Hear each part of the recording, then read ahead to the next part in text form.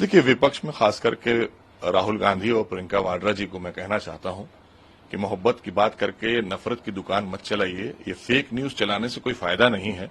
आपको देश की जनता ने नकार दिया है। आप देश की जनता से माफी मांगिए। आज भी आप हिंदू मुस्लिम के ही चक्कर में पड़े हुए हैं कि हिंदू मुस्लिम कराएंगे आप हर जगह इस तरह की राजनीति करेंगे ओछी।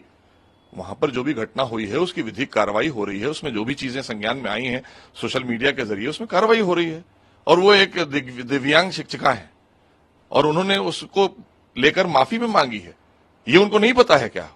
ये घटना दुखद है। हम लोगों ने सबने निंदा की है उस घटना की और खुद शिक्षिका ने कहा है कि मैं चूंकि दिव्यांग हूं, मैं चल नहीं सकती थी, उठ नहीं सकती थी, मुझसे गलती हुई, मैंने ऐसा नहीं करना चाहिए था। लेकिन दूसरी बात एक और है, जिन बच्चों ने, आप हिंदू मुस्लिम बच्चों में देख रहे हैं, उस बच्चे को जिन बच्चों ने मारा है या जो बच्चे उसके साथ के पढ़ने वाले थे वो भी मुस्लिम बच्चे थे। और दूसरी बात यह है कि जो वीडियो बना रहा था, हम तो ये कहेंगे ये विपक्ष के लोगों का द्वारा भेजा गया था, वो उसका कजन था और वो पीछे से हंस भी रहा है और 2 मीटर की दूरी से वीडियो बना रहा है, तो वीडियो तो विपक्ष ने बनवा के चलवाया है ना। तो आप इस तरह के संप्रदाय की और बांटने की राजनीति करते हैं, ये कांग्रेस को समझना चाहिए। आपने देश को बांट दिया और आज आप फिर बांटने के लिए आया इलेक्शन और आप लगे बांटने। आप कभी देशहित की और जनहित की बात किया कीजिए, बच्चों के भविष्य की बात किया कीजिए। आज आदरणीय मोदी जी देश में और उत्तर प्रदेश में आदरणीय योगी जी बच्चों के भविष्य को बनाने के लिए काम कर रहे हैं। हम शिक्षा का स्तर कहां ले जा रहे हैं? आपने कहां लाकर डाल दिया था? आप अगर मुस्लिम समाज की बात करते हैं तो 60 सालों में आपने कहां मुस्लिमों के साथ कुछ किया था? आज सारी योजनाएं देश की, आदरणीय प्रधानमंत्री मोदी जी की योजनाएं, उनका लाभ मिल रहा है मुस्लिम समाज को। पिछड़े दबे कुचले पासमानदा मुसलमानों को उसका लाभ मिल रहा है। उनकी आवाज तो आज माननीय प्रधानमंत्री जी ने उठाई। एनसीईआरटी की पढ़ाई अगर लागू की है तो किसी ने, वो आदरणीय योगी जी ने की है। तो ये नफरत की राजनीति करना राहुल गांधी जी और प्रियंका वाड्रा जी बंद करें। अब देश और दुनिया, हमारे हिंदुस्तान के लोग इस इनके छलावे में आने वाले नहीं, क्योंकि इन्होंने 3000 दंगे कराए हैं अपने टाइम में, सांप्रदायिक दंगे कराकर सरकारें चलाई हैं और उसका जीता जागता सबूत अभी आपने देखा था विधानसभा में। हम सन 80 की मुरादाबाद की रिपोर्ट लेकर आए, मुरादाबाद की रिपोर्ट में कौन लोग निकले? तो ये लोग हैं जो हमेशा से जहर घोलने का काम करते हैं। ये जो केरोसिन की बात कर रहे हैं, ये वो पेट्रोल डालते हैं जिस पेट्रोल को दूर से अगर आप आग की लपट आ जाए तो उससे जल जाए। तो इन्होंने तो जलाने का काम किया है कांग्रेस के लोगों ने। तो राहुल गांधी जी को मैं यही कहूंगा कि आप पैदल पैदल घूमते रहिए और धरातल पर देखिए कहां हैं आप। नफरत की राजनीति बंद करिए और वो जो भी चीज हुई है उस पर कार्रवाई हो रही है, वहां पर ऐसी कोई बात नहीं है और उन बच्चों का भविष्य बने उसके लिए सरकार प्रतिबद्ध है। लेकिन इस तरह की घटना को लेकर ओछी सियासत करना कांग्रेस बंद करे। लेकिन आपने अभी जो कहा कि वीडियो है, आपने कहा महिला ने, विपक्ष का उस पर, चाहे अखिलेश यादव, उन्होंने भी कहा कि इस वीडियो को तो G20 में दिखाना चाहिए। असदुद्दीन ओवैसी भी अब इसमें।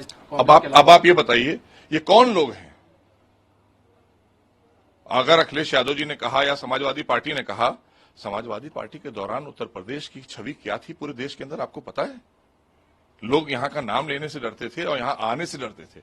आज इतने उद्योग लग रहे हैं, ये आदरणीय योगी सरकार का इकबाल है। आज कानून व्यवस्था है। एक चीज को लेकर आप राजनीति करेंगे, इस तरह की राजनीति करेंगे बच्चों की बातों में।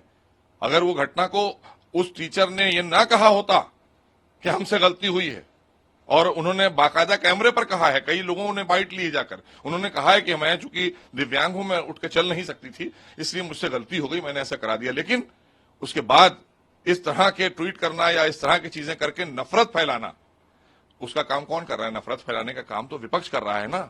राहुल गांधी जी कर रहे हैं, अखिलेश यादव जी कर रहे हैं, प्रियंका वाड्रा जी कर रही हैं, असदुद्दीन ओवैसी तो मास्टर है इसके मामले में, वो तो इन सबके टीचर हैं हिंदू मुस्लिम कराने में।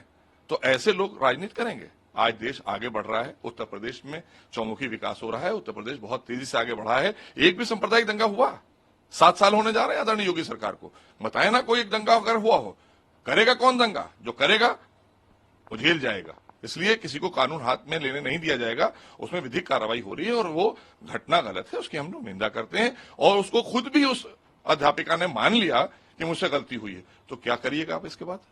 बच्चे तो वहीं पढ़ रहे हैं और वहां उनके पेरेंट्स भी नहीं कह रहे हैं।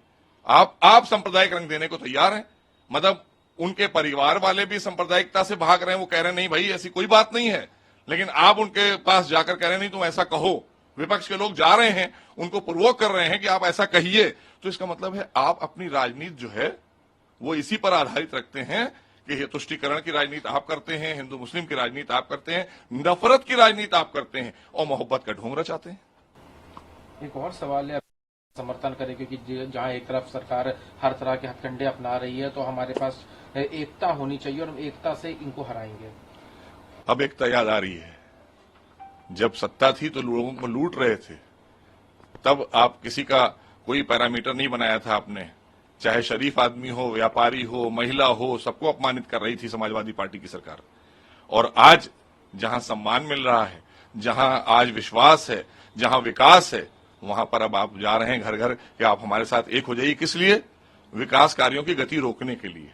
खाली एक अच्छी सरकार के खिलाफ आप इसलिए जा रहे हैं। एक वहां पर अगर विधायक भारतीय जनता पार्टी का जीत कराएगा तो घोसी का भी विकास होगा, उस विकास को आप रोड़ा बनना चाहते हैं। उसमें वहां की जनता जान चुकी है और आप ये मान के चलिए कि वहां पर भारी बहुमतों से हम लोग जीतेंगे, भारतीय जनता पार्टी का प्रत्याशी वहां विजयी होगा।